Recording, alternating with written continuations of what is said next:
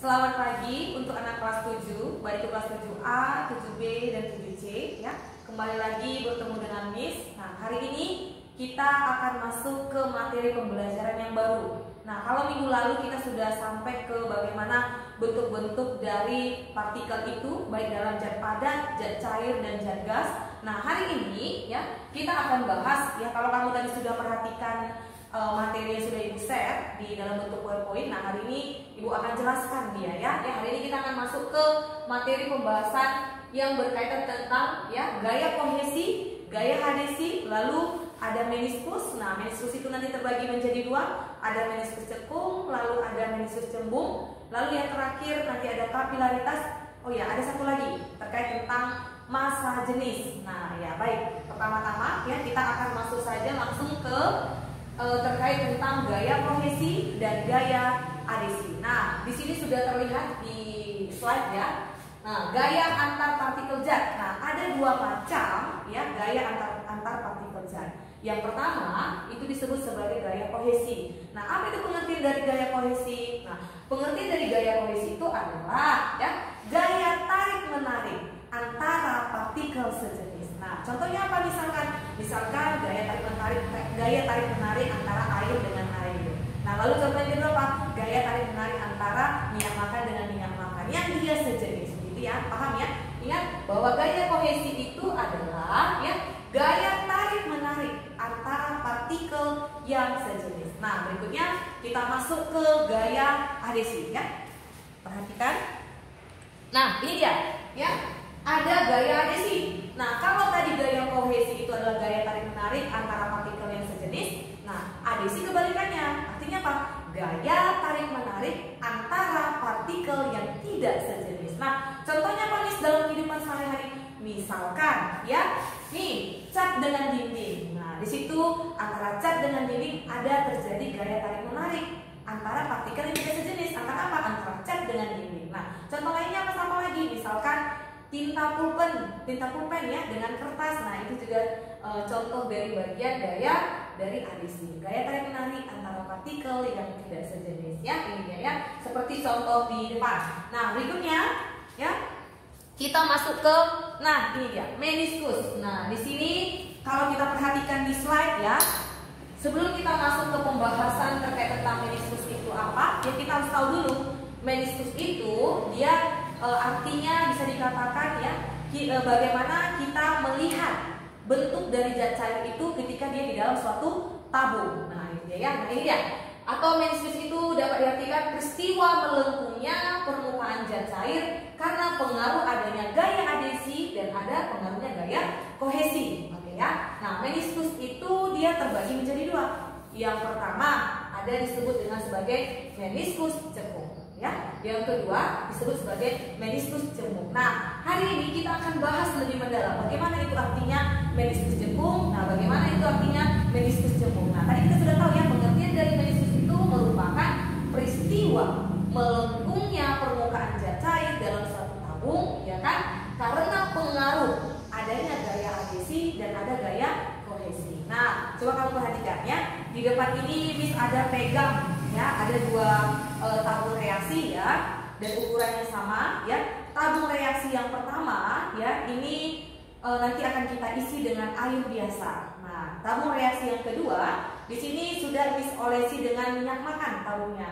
Nah, sekarang kita akan buktikan bagaimana dia yang dimaksud dengan meniskus cekung. Nah, bagaimana yang dimaksud dengan meniskus cekungnya? Coba kita perhatikan ke depan. Ya. Nah, misalkan ini tabung yang pertama, ini ya, tabung yang pertama kita isi dengan air, ya, tanpa diolesi dengan minyak makan. Nah, ini dia ya.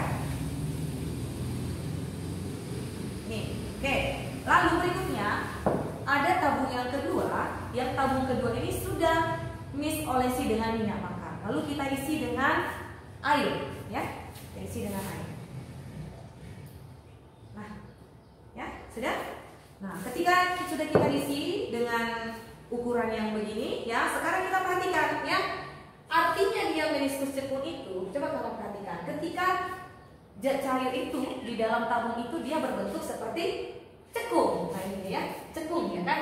Ini ya, nih cekung ya. Ini ya contohnya belum diolesi dengan minyak makan, ketika kita isi dengan zat cair, maka dia akan berbentuk cekung. Artinya apa di situ? Ya, artinya begini ya, ini dia. Kamu perhatikan ke depan ya, meniskus cekung. Nah, ya meniskus cekung itu artinya permukaan zat cair yang berbentuk cekung. Artinya bagaimana bentuk permukaan zat cair itu ketika di dalam tabung reaksi. Nah, artinya dalam bentuk cekung ya. Nah, ini dia tadi ya kan, tabung reaksi tadi ketika kita isi dengan air maka dia bentuknya akan seperti membentuk cekungan. Nah, itu dia ya. Artinya contohnya apa nih? Permukaan air atau pada pipa pada kapiler. Nah, ini dia. Kamu perhatikan lagi. Nah, artinya kalau dia dalam meniskus cekung itu ya, gaya adesinya, ingat gaya adesi tadi apa? Ya, gaya tarik menarik antara partikel yang tidak sejenis. Nah, ada dua partikel tidak sejenis di sini. Apa saja tuh? Ada air, ada molekul air, ada partikel air kan?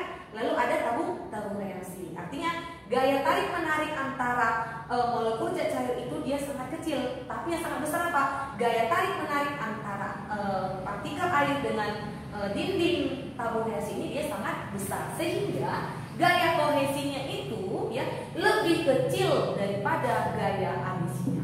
Ya. Nah, ini ya akibatnya apa? Nih ya, ada bentuk akibatnya. Yang pertama, zat dapat membasahi dinding wadahnya. Nah, ya, kamu lihat perhatikan ada tabung reaksi tadi kan? Dibasahi bagian dindingnya. Nah, berikutnya permukaannya cekung. Nah, kalau kamu perhatikan bentuk permukaannya cekung, begitu ya. Nanti kamu boleh perhatikan lagi dalam bentuk slide ya. Ini hanya contohnya saja supaya lebih paham. Lalu yang terakhir, tetesannya tidak membentuk balon seperti bola. Jadi tidak membentuk seperti balon bola kan? Oke. Nah, ini Ibu rasa cukup untuk meniskus cekung. Berikutnya kita masuk ke meniskus cembung. Nah, ini ya meniskus cembung. Coba kamu perhatikan ke depan ya. Meniskus cembung itu artinya apa? Bentuk permukaan zat cair yang berbentuk cembung. Nah, tadi kan ada pipa pipa tabung reaksinya, ya sorry ya, tabung reaksinya. Ketika sudah Ibu olesi dengan minyak, lalu terus Ibu isi dengan zat cair, ya maka dia akan berbentuk seperti cembung. Ya bentuk permukaannya kan, ya berbentuk cembung. Nah, ini ada di slide depannya. Nah, ini dia ya, contohnya permukaan air raksa atau pada pipa kapiler ya. Nah, apa akibatnya? Nah, ini dia. Akibatnya berarti dia kebalikan dari si meniskus cekung. Kalau dia meniskus cembung ya, gaya kohesi, ingat gaya kohesi itu apa? Gaya tarik menarik antara partikel yang sejenis. Artinya gaya kohesi antara partikel yang sejenis itu ya, dia lebih besar gaya tarik menariknya. Artinya kohesinya lebih besar daripada adesinya. Ya, itu cukup jelas ya. Nah, akibatnya apa? Yang pertama ini kamu perhatikan ya, zat tidak dapat membasahi dinding wadahnya, begitu ya, karena tadi sudah kita olesi dengan minyak makan, begitu ya. Lalu permukaan cembung, artinya permukaan zat cair itu dalam tabung reaksi dia akan berbentuk cembung atau disebut sebagai meniskus cembung. Nah, lalu tetesannya membentuk balon seperti bola karena dia berbentuk cembungan, begitu ya. Oke, itu untuk meniskus cekung dan cembung. Nah, sekarang kita masuk ke kapilaritas. Nah, ini dia kapilaritas ya. Materi slide tentang kapilaritas ya. Pengertian dari kapilaritas itu sendiri adalah ya peristiwa, peristiwa naik turunnya zat cair dalam suatu pipa kapiler. Nah, gejala kapilaritas dalam kehidupan sehari-hari, misalkan kemarin sudah Ibu ulas di dalam kelas ya kan, contohnya misalkan sumbu kompor minyak tanah kan ya, dengan naiknya minyak tanah melalui sumbu kompor, itu salah satu gejala kapilaritas dalam kehidupan sehari-hari. Nah, berikutnya apa lagi? Naiknya air tanah dari akar sampai ke daun melalui pembuluh tapis, ya kan, penyerapan air melalui akar lalu naiknya ke atas kan, begitu ya.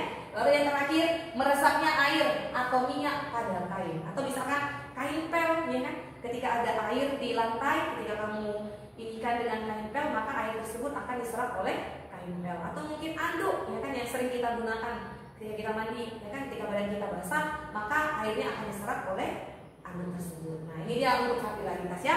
Terakhir kita akan masuk ke massa jenis. Jadi tolong kamu perhatikan baik-baik di depan dan kamu pahami dengan baik-baik ya. Sekian Ibu ucapkan terima kasih.